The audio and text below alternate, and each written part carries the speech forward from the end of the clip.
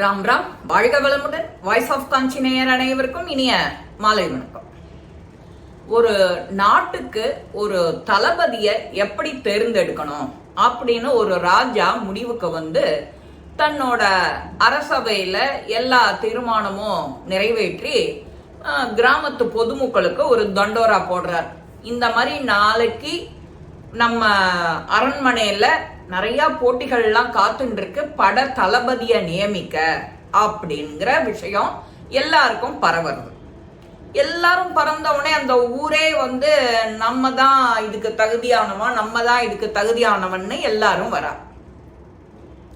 அப்போ வரும்போது ராஜா ஏகப்பட்ட போட்டிகள், அந்த போட்டிகள் ஒன்னொன்னுலயும் ஒரு 4-5 போட்டி வச்சு அதுல இறுதியா 2 பேர் செலக்ட் ஆறா. ஒருத்தர் தான் செலக்ட் ஆவா, அத ஒருத்தரை நாம நியமிச்சுடலாம் அப்படின்னு இவர் நினைச்சது போக 2 பேரு செலக்ட் ஆயிடுறா. அந்த 2 பேரையும் கூப்பிட்டு நான் உங்களுக்கு ஒரு 3 கேள்வி கேட்பேன், அதுல யார் சிறந்த பதில சொல்றாளோ அவதான் என்னோட படைக்கு தளபதியான தகுதி இருக்கு அப்படிங்கிறார். முதல்ல நான் உன் கூட காட்டு வழியா போயின்னு இருக்கேன்.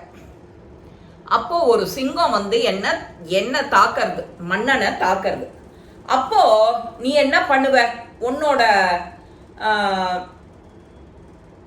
உன்னோட விஷயம் எப்படி எப்படி அதை தடுத்து என்ன காப்பாத்துவ அப்படின்னு அவர் கேட்கிறார்.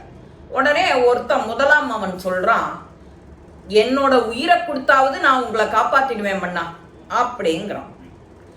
2வது ஜெயிச்சான் இல்லையா, அவன் சொல்றான், நான் கூட உங்க கூட வரும்போது அந்த சிங்கமே உங்களை தாக்காது, ஏன்னா என்னோட குணம் அந்த இடத்துலயே தெரியும், என்னை பார்த்தாலே அது நம்ம கிட்ட நெருங்காது அப்படின்னு சொன்ன. 2வது கேள்வி, ஒரு ரோட்ல 2 பேர் சண்டை போட்டு இருக்கா, அதுக்கு நீ என்ன பஞ்சாயத்து பண்ணுவ, என்ன தீர்வு சொல்லுவேன்னு கேட்கிறார். முதலாவது அவன் சொல்றான், 2 பேர்கிட்டையும் பேசி பார்ப்பேன், சரியா வரலன்னா 2 பேரையும் சிறை பிடிச்சு அப்புறமா இதுக்கான காரணத்தை கேட்பேன், அப்புறமா சண்டைய தீர்ப்பேன் அப்படிங்கிறான். 2வது உள்ளவன் சொல்றான், நானும் அங்க எதுக்காக சண்டைங்கிற காரணத்தை நான் பார்ப்பேன், 2 பேரையும் முதல்ல சண்டையில இருந்து விலக்கி விட்டு அந்த சண்டைக்கான காரணம் என்ன அப்படின்னு அதுல தெளிவு வர மாதிரி 2 பேருக்கும் அட்வைஸ் பண்ணுவேன், 2 பேரும் சமாதானமாயி கை கோத்துட்டு போயிடுவா அப்படின்னு சொல்றோம். முதல் கேள்வி கேட்கிற, இந்த நாட்டுக்கு ஒரு பெரிய ஆபத்து வந்துட்டு இருக்கு, எந்த படை எடுத்துட்டு வரா, அப்போ நீ என்ன பண்ணுவ அப்படின்னு அவர் கேட்கிறார். உடனே முதலாவது அவன் சொல்றான், மன்னரை சதி செய்கிறா அப்படின்னா அந்த படை எடுக்க வரானா அங்க யாரானு ஒரு ஒற்றர் இருப்போம், நான் அந்த மாதிரி பார்க்காம உடனே போர்க்களத்துல இறங்கி எனக்கு என்ன நான் என்ன ஆற்றல் கத்துட்டேனோ அதை பிரயோகம் பண்ணி உங்களை அந்த நாட்டு படைக்கு போகாத நாம என்ன பண்ணணுங்கிறத பார்ப்பேன் அப்படின்னு இம்மிடியட்டா உடனே சொல்லிடுறோம். இந்த 2வது உள்ளவன் எப்போதுமே கொஞ்சம் சமயோஜிதமா யோசிச்சு தெளிவா சொல்றான். 2வது இவன் சொல்றான், முதல்ல இந்த உங்களை பிடிக்காத யாரு அண்டை நாட்டு ராஜாக்கள்லாம் இருக்கா, யார் உங்களை பார்த்து சதி செய்யறா, உங்களை பத்தின நியூஸ் யார் சொல்றா அப்படிங்கிற அந்த அவனை கண்டுபிடிச்சு அப்புறம் வர வேண்டிய அந்த போரை தடுத்து நிறுத்தி உங்களை காப்பாத்துவேன் அப்படின்னு சொல்றேன். இந்த சண்டைக்கான கேள்விக்கான 3 கேள்விக்கான பதில எல்லாரும் சுத்தி இருக்கிறவா எல்லாரும் பாக்குறா, அதுல உங்களோட பதில்ல இருந்தே தெரிஞ்சு போயிடும் யாரு ரொம்ப புத்திசாலின்னு. எல்லாருமே 2வதா இருக்கிற பட வீரன் தான் தளபதியா இருக்கக்கூடிய தகுதியானவன் அப்படின்னு எல்லாரும் நினைச்சுட்டு, ராஜாவும் அதைத்தான் சொல்ல போற அப்படின்னு நினைச்சுட்டு இருக்க. ராஜா அப்படியே உள்டா முதல்ல ஆன்சர் பண்ணின அந்த வீரனை படை தளபதியா ஆக்குறார். அது என்ன காரணம்? முதல் கேள்வி, சிங்கம் வந்து என்ன காப்பாத்த சண்டை என் மேல பாஞ்சுதுன்னா அதுக்கு என்ன பண்ணுவேன்னா அவன் என்ன ஆக்ஷன் சொன்னான்? நான் என்னோட உயிரை உடனே கொடுத்து உங்களை காப்பாத்திடுவேன்ட்டான். இம்மீடியட் ஆக்ஷன், எதையும் யோசிக்க தாமதமே படுத்தலை, அடுத்த செகண்ட் ஆக்ஷன். ரெண்டாவது கேள்வி, இந்த பட வர ஒற்றர் இது இருக்கு இல்லையா, அதுக்கு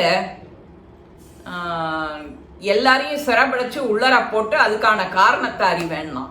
மூணாவதா இந்த கேள்வி கேட்ட சண்டை போடுறவா அந்த 2 பேரையும் அரெஸ்ட் பண்ணி அதுக்கான காரணத்தை அப்புறம்தான் கேட்பேன் அப்படின்னு சொல்றான் இல்லையா.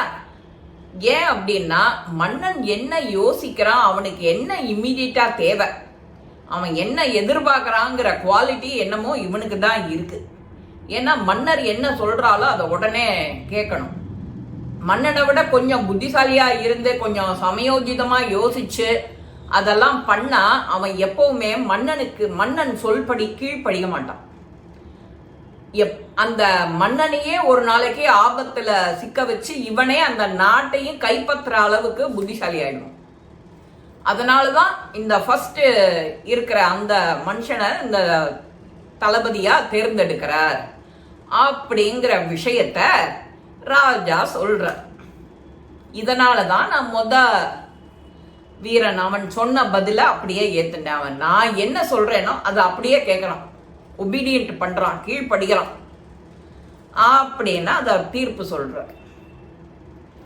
நாமளும் கொஞ்சம் யோசிக்கணும். நம்ம வாழ்க்கையில என்ன பிரச்சனை வந்தாலும் ஒரு நிமிஷம் யோசிக்கணும், பதட்டப்படாம யோசிக்கணும். யோசிச்சு அதுக்கான தகுந்த பதில். ஒரு ப்ராப்ளம் வந்ததுன்னா அதுக்கு 40 சொல்யூஷன் இருக்கும். 40 சிந்திக்க வேண்டாம், ஒரு 4 சிந்திச்சு அதுல பெஸ்ட் என்னவோ அதை நாம பார்க்கணும். இப்படி யோசிச்சு செயல்பட்டோம்னா நமக்கு ஆபத்து என்னைக்குமே வராது. இது ஒருத்தருடைய ஒரு குடும்பத்துக்கு ஒரு விஷயம். ஒரு நாட்டையே பார்க்கணும், அமைதிப்படுத்தணும், செய்யணும் அப்படின்னா மன்னன் சொல்றதை உடனே இம்மீடியட்டா கேட்கணும். அதுக்கு உள்ள தளபதி தான் வேணும். ஏன்னா மன்னனை காப்பாற்றணும், அவன் சொல்ற வேலையை செய்யணும், உடனே அதுக்கு ஒரு நல்ல ரெமடியாவும் இருக்கணும். இது எல்லாமே இருந்தாதான் அவன் செய்ய முடியுங்கிறான். ரைட்டு தான். இந்த மாதிரி தான் நாமளும் நம்மளுடைய தலைவனை எப்படி தேர்ந்தெடுக்கணும். அது வீடா இருந்தாலும் சரி, நாடா இருந்தாலும் சரி, காலேஜா இருந்தாலும் சரி, கிளாஸ் ஸ்கூலா இருந்தாலும் சரி, யார் ஒருத்தர் நம்ம மக்களோட நலம் விரும்பி உண்மையான நலம் விரும்பியா இருக்காளோ அவளை தேர்வு செய்யணும். எந்தவித இதுவும் எதிர்பார்க்காம, பிரதிபலனும் எதிர்பார்க்காம நமக்கு யார் என்ன செய்யறாளோ அவா கிட்ட தான் நாம போவோம். அங்கேயும் போய் பிசினஸ் பேசிட்டு இருந்தா அது சரியா வராது இல்லையா. அதைத்தான் இங்க இவர் சொல்ற. நமக்கான நீதியும் இதுதான். இந்த பதிவு உங்க எல்லாருக்குமே பிடிச்சிருக்கும். லைக் பண்ணுங்க, ஷேர் பண்ணுங்க, பெல் பட்டனை கிளிக் பண்ணுங்க, சப்ஸ்கிரைப் பண்ணுங்க, கமெண்ட்ஸ் பாக்ஸ்ல கமெண்ட்ஸ் போடுங்க. ஸ்ரீ மகாபெரிவா திருவடிகளே சரணம். நல்லதே நடக்கும். ஆனந்தமா இருப்போம் நண்பர்களே. வாழ்க வளமுடன்.